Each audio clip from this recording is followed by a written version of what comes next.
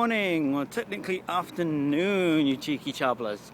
It's not Wednesday. It feels like it should be Wednesday because yesterday I was awake for far too many hours. I overslept this morning and now I'm late for my therapy appointment. Whoopsie! So I got my coffee and I'm running for the thing. Well, technically not running right now. I only just made it to the train on time, so there's that. Always cut everything right down to the minute, man. I'm getting there, buy my train ticket, and then I'm jump on the train like I'm Lara Croft or something. Wow! It's like a quick time event. You gotta mash that button and get through the door, and you gotta press the X button, whatever, to do that cartwheel at the end. Yeah, all that kind of stuff. And then I go to sit down. Oh, sorry, I got a itchy arm. And I go to sit down on my seat on the train. Every seat is occupied bar this one. And there's a bloody 2-inch long pin with a great big pearl on the tip, right? Like a hat pin kind of thing. But it's like a needle, right? It's a really thin strip of metal with a sharp pointy end and a pearl on the other end. It looks like it belongs in a hat, or possibly to pin your hair back kind of thing. This is a long thing, and nobody's noticed this thing but me apparently, because I'm the only bugger who's had the sense to pick it up and being all that's dangerous. Someone could sit on that and at least give himself tetanus or something, right? You don't know where that needle's being, right? Okay, yeah, you don't want to pick it up, but it's rather you pick it up by the safe end than someone else pick it up with their butt cheeks. It's logic, Am I the only one seeing, there's a danger here, we should fix this? 6 or 7, guys sitting around it. Yeah, 4 in the immediate seats and the other 3, 3 in the immediate seats and four of their cohorts kind of in the adjacent seats, right? And I'm guys, seriously, you're all sitting here, right, all chops in, right, all chatting back and forth, and I walk along and it's oh yeah, by the way, there's a needle here. Yo, everyone be careful, just have a look around, oh shit, there's a thing, someone could trip and fall and hurt themselves, It's there's nobody, is everyone all up in their own head, or is everyone too busy staring down at their phone? The irony is I'm staring at the phone right now, but I'm still paying attention to things I might trip over on the sidewalk.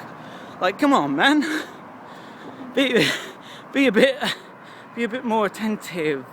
Yeah, and I don't want to just throw it in the trash oh dear, that's, it's what do you wrap it in, I couldn't find anything to wrap it in, so I took 2 cigarette butts off the floor, and ran the needle through the length of the 2 cigarette butts, and then it's yeah, that gives it enough padding so that it's not going to stab the custodian, the guy who comes to collect the trash, right? Because if he picks it up and it's sticking out the side of the bag, it could stab him in the leg, couldn't it? Where he's carrying it back to his truck to throw it in. Or or when it gets to its destination and someone has to sort through the trash or whatever, right? Am I the only person who's thinking 33 steps ahead, Maybe I think too much, but I would rather think too much than cause someone else pain 22 steps down the line, yeah? You ever see the butterfly effect, right? It's like that. It's yeah, you might just, throw your cigarette butt and be done with it. That could catch fire, that could do the thing, but then it's if that person hadn't thrown their cigarette butt away, I wouldn't have had anything, or a couple of cigarette butts away, I wouldn't have had anything to wrap the needle in, right? So thanks for throwing your cigarette butts away. Smoking's nasty, right? I used to do it, don't do it, it's gross. But at the same time, your butt came in handy. So, give or take.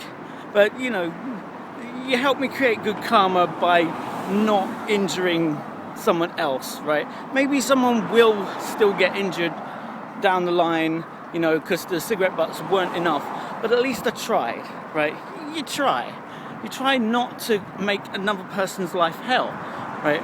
Because if they got like tetanus or whatever and they hadn't had their shot, or you know, God forbid it had like contracted some horrible disease like AIDS or something, and they'd stabbed themselves, right?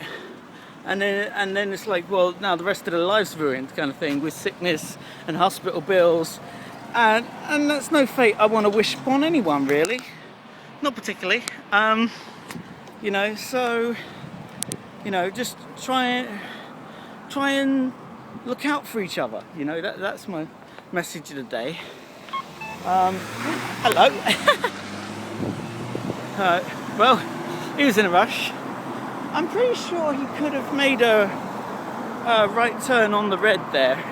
There wasn't any sign saying he couldn't. Alright. But, yeah, well, at least he waited his turn and then stuff. But, yeah, so I'm nearly at therapy. I just wanted to say, I'm sorry I didn't get any Minecraft recorded over the weekend. But I did do a lot of work on the world, and I hope I fixed the problem with the Iron Golem farm. It's working better now. I've got like 4 stacks of iron, so it seems to be working, and I'm still getting villagers respawning outside of the pocket, the glass pocket. Yes, I don't know what else to call it. It's like the glass pouch. We put the little villagers in, and then they make the babies, and then the iron golems fall out eventually. But the villagers keep falling out, like through the corners, or however they're doing it. They're masters of escape. They are the Harry Houdinis of the Minecraft world. That said, my cows escaped from the beef and leather farm. Don't know how they did that. And yeah, so booger. And for some reason I can't seem to find the temple that has the mine shaft attached to it. I'll have another look around, but yeah, I can't remember if the other day we decided whether we were going to go to the mine shaft or try and find the sea temple. Is that what it's called? Ocean temple with the guardians and stuff. So yeah, give or take, it'll be itchy. Sorry. It'll be 1 or 2 adventures. I already went down one mine shaft and pretty much pillaged the entire lot. I with a lucky pick, I managed to get like over a full stack of diamonds. So I've got diamonds for days. I can repair all my picks and everything's good. And I hope you guys are having an awesome, fortuitous week. Yeah, find lots of diamonds and emeralds. You know, trading with villagers has kind of negated the need to mine for emeralds like ever. You know, it's like just saying, it's like, you know, you could dig or you could trade 9 wheat for for an emerald. Like, I think I'm gonna grab the 9 wheat because that's easier to replicate. Anyway, I will talk to you, Spunky.